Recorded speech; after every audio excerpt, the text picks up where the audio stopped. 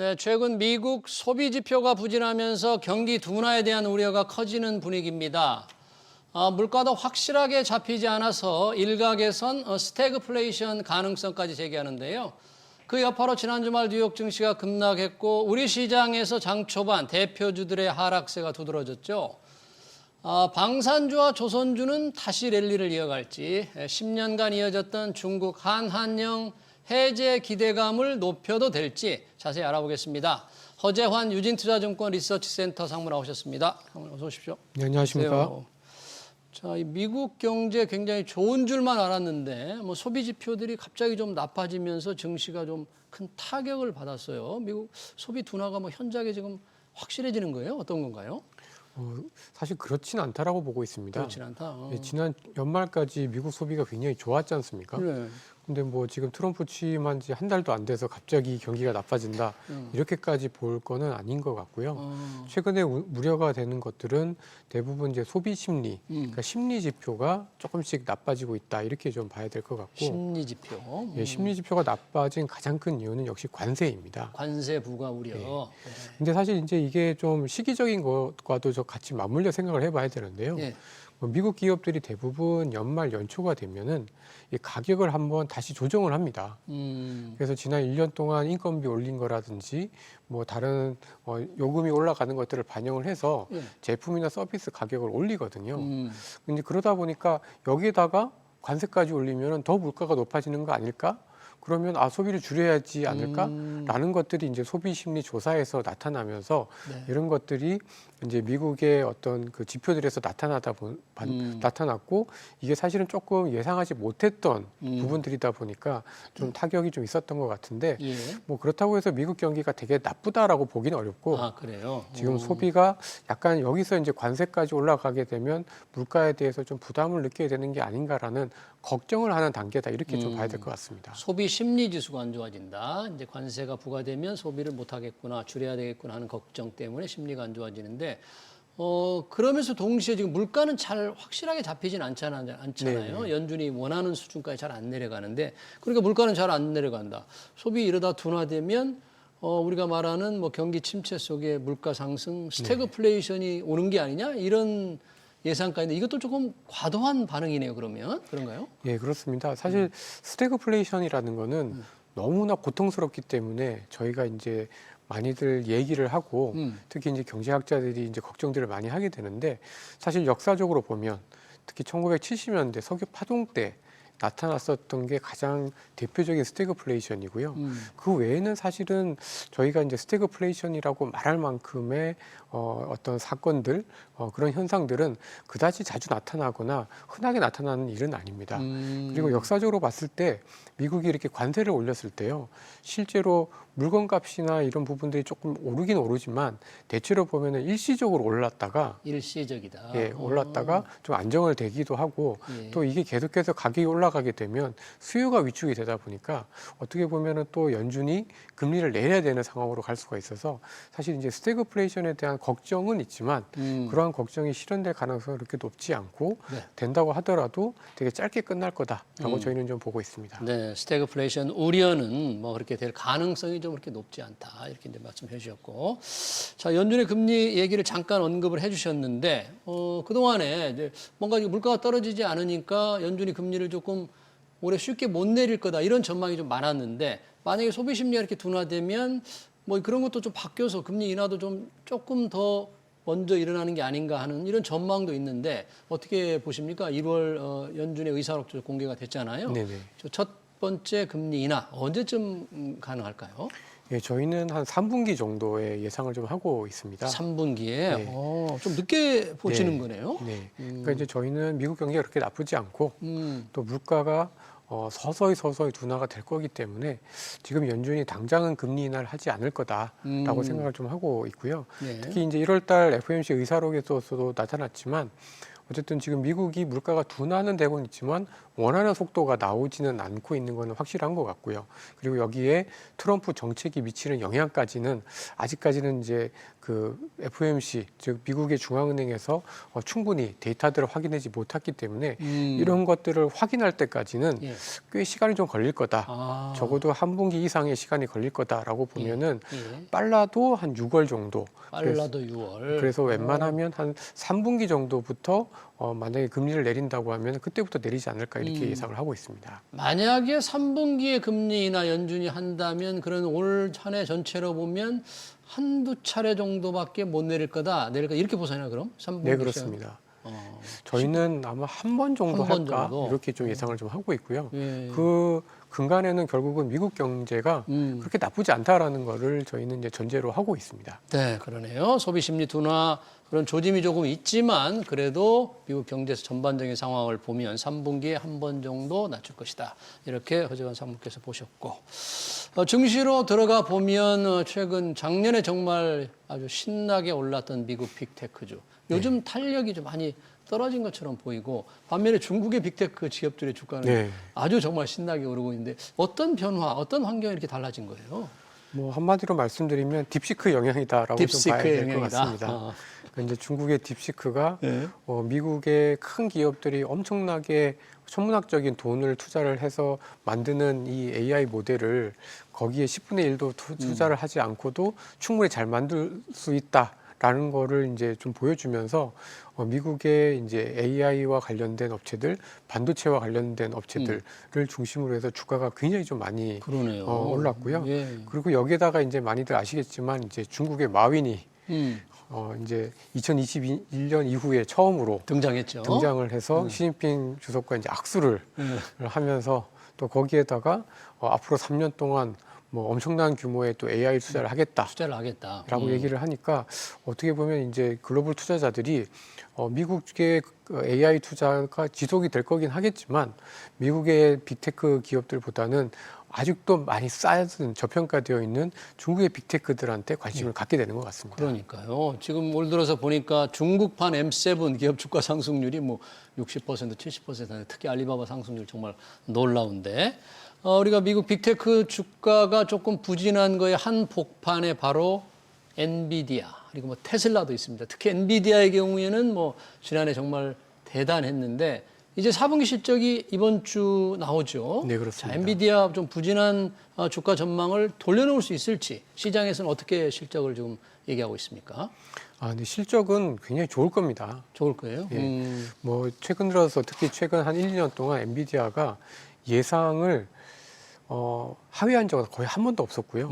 대부분 보면은 예상을 상회하되 엄청난 폭으로 상회를 했었기 때문에 뭐 이번에도 엔비디아는 엔비디아다울 거다라고 좀 전망을 하고 있고 또 많은 AI와 관련된 투자들을 뭐 마이크로소프트니 뭐 메타니 뭐 아마존이 투자를 많이 하고 있기 때문에 엔비디아의 실적은 좋을 것 같습니다. 근데 이제 문제는 뭐냐면 이 엔비디아에 대한 기대치가 이미 이제 너무 높다라는 거.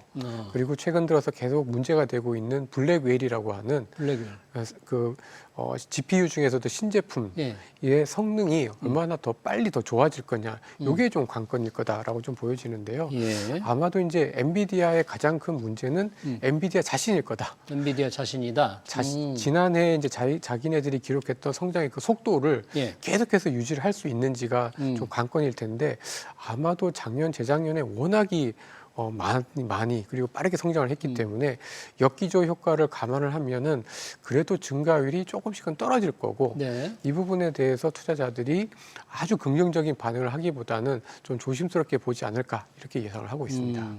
그리고 엔비디아 이게 실적이 이제 전망도 나올 텐데 전반적으로 빅테크 기업들의 AI 분야의 투자가 계속 이어질 것인지 긍정적인 전망이 확고하게 나올지 아니면 조금 투자가 조금 둔화되는 게 아니냐 뭐 이런 신호를 보낼지 어떻게 나올지에 따라서 전반적으로 빅테크 주가에도 영향을 좀 미치겠죠? 네, 그렇습니다.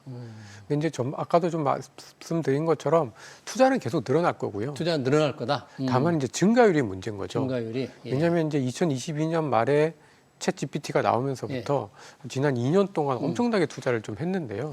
이게 아무리 금액이 막 2배, 3배 된다고 하더라도 증가율 자체는 어쨌든 조금씩 떨어질 수밖에 없는 거잖아요. 예. 결국 엔비디아 그리고 빅테크 기업들의 한계는 자기 자신이다. 네. 이렇게 좀 봐야 될 것 같습니다. 네, 자기 자신의 한계를 계속 뛰어넘어서 투자자들의 어떤 긍정적인 기대를 충족시킬 수 있을지 이번 주 후반에 좀 지켜보겠습니다. 우리 시장으로 돌아와 보면 뭐 작년에 정말 웬만한 증시에서 꼴찌했잖아요. 우리 지금 네. 상당히 연초 한 2달이 아직 채 지나지 않았습니다. 상당히 비교적 괜찮아요. 경제 상황은 뭐 나아질 게 없는데 그냥 너무 낮게 평가돼서 좀 오르는 겁니까? 뭐 환경이 좀 달라졌다고 봐야 되나요?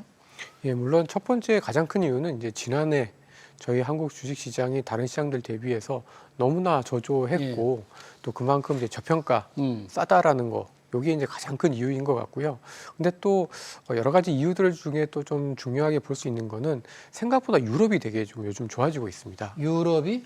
그래요? 예, 연초 대비로 봤을 때 지금 미국 시장보다 유럽 시장의 어떤 주가 상승률이나 유럽 기업들의 어떤 약진, 주식 시장에서 약진이 굉장히 두드러지는데요.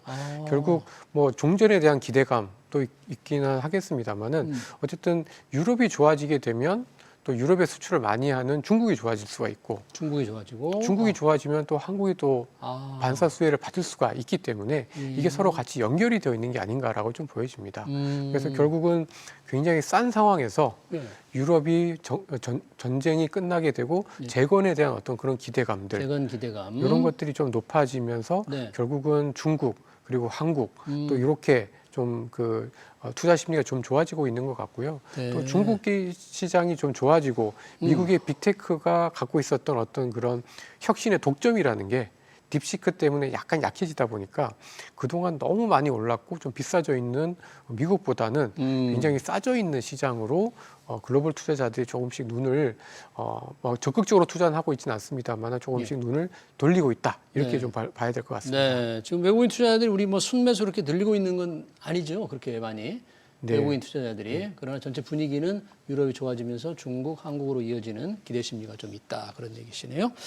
우리 시장에 조금 그 분야별로 업종별로 본다면 역시 단연 관심이 방산, 조선입니다. 방산, 조선 정말 굉장히 큰 폭으로 오르고 최근에 조금 주춤하는 것 같은데 앞으로 좀 장기 전망은 어떻게 봐야 될까요? 조선, 방산과 조선은? 네, 장기 전망은 긍정적입니다. 그러니까 이제 저희의 그 방산업이라든지 조선업이라는 것들이 결국은 이제 어떤 그 지정학적인 우려들 이런 것들과 함께 지금 성장할 수 있는 산업들이고 이게 방산 같은 경우에는 드디어 이제 미국이 어쨌든 유럽에 대해서 방위비 지원을 좀 덜하게 되면서 각 국가들이 이제 방위비를 많이 늘려야 되는 앞으로도 이제 수요가 꾸준히 좀 좋아질 수 있는 부분들이 있기 때문에 분명히 이제 장기적인 상승에 대한 기대가 유효하다라고 좀 봐야 될 것 같고 조선주 같은 경우에도 지금 뭐 중국의 어떤 조선업계가 사실 어떻게 보면은 전체 수주량의 상당 부분을 가져가면서 좀 저희의 어떤 경쟁력과 조금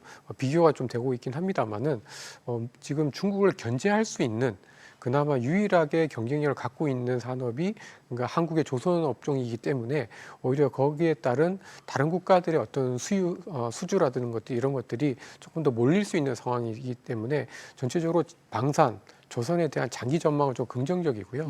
다만 이제 좀 이러한 산업들이 저희 주식시장에서 차지하는 비중이 크지가 않은데 이게 이제 워낙 이제 지난 한 1, 2년 동안 많이 오르다 보니까 조금 비싼 게 아닌가 그리고 여러 가지 기대감들이 주가에 많이 반영된 게 아닌가라는 걱정들이 좀 있어서 약간 좀 논란은 있습니다만은 장기적으로 봤을 때는 여전히 방산, 조선이 저희 한국 여러 주요 산업들 중에서 그나마 최근 한 2년, 3년을 봤을 때는 가장 성장성 있는 산업이다 이렇게 좀 평가할 수 있을 것 같습니다.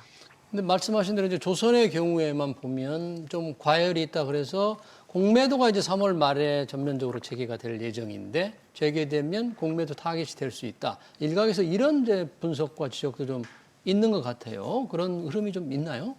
사실 저희가 이제 그 2008년 글로벌 금융 위기 이후에 공매도 금지가 해제된 게 3번 있었습니다. 근데 이제 3번의 어떤 사례들을 이렇게 보면은 확실히 이제 그 공매도 금지가 해제되기 전에 주가가 많이 올랐던 업종들이 그 다음에 한 3개월 동안은 좀 쉬거나 아니면 좀 천천히 오르는 경향들이 분명히 있습니다. 공매도 해제되고 나면. 네.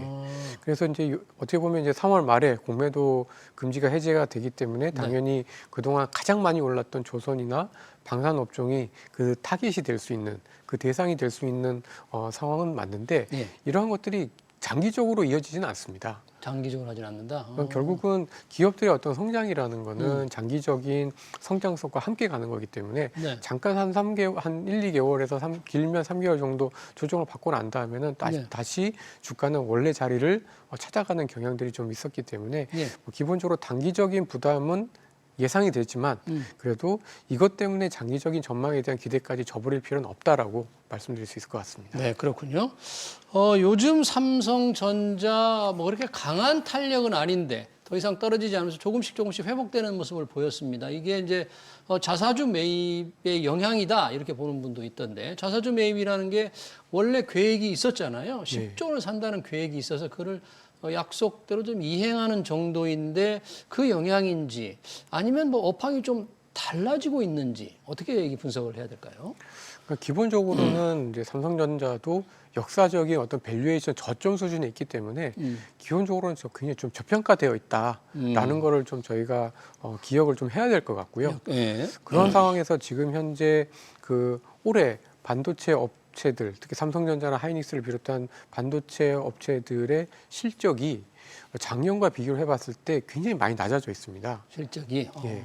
그러니까 그 얘기는 이제 그 앞으로 나빠질 거에 대한 예. 많은 그 악재들이 이제 저희 투자 심리에 많이 반영이 됐다라는 거죠.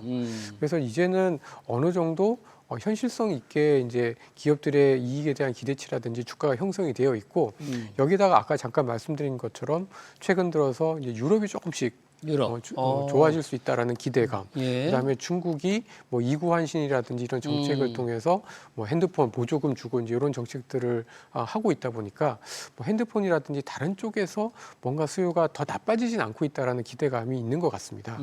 그래서 지금 보면은 뭐 메모리 반도체 가격 여전히 좀 불확실한 측면들이 있긴 합니다만은 최근 들어서 보면은 반도체 가격의 하락세가 좀 멈췄습니다. 반도체가 하락세가 네. 이게 이제 얼마나 지속성이 있을지는 좀 봐야 되긴 합니다만은 이게 멈췄다라는 것은 어쨌든 업황의 바닥이 그렇게 멀지는 않았다. 적어도 올해 상반기 정도에는 업황의 바닥이 나타날 수 있는 거 아니냐. 상반기에 바닥이 온다. 그렇다라고 하면은 주가라는 거는 대체로 보면 이런 그 업황 바닥보다는 조금 더 선행을 하기 때문에 어떻게 보면 지금 삼성전자의 어떤 주가가 조금씩 반등하고 있는 거는 전체적인 업황이 조금씩 바닥에 가까워 가고 있다라는 거를 보여주는 반응이다. 이렇게 저희는 좀 평가를 하고 있습니다. 네, 잘 알겠습니다. 주간 증시 전망 잘 들었습니다. 지금까지 허재환 유진투자증권 리서치센터 상무였습니다. 고맙습니다.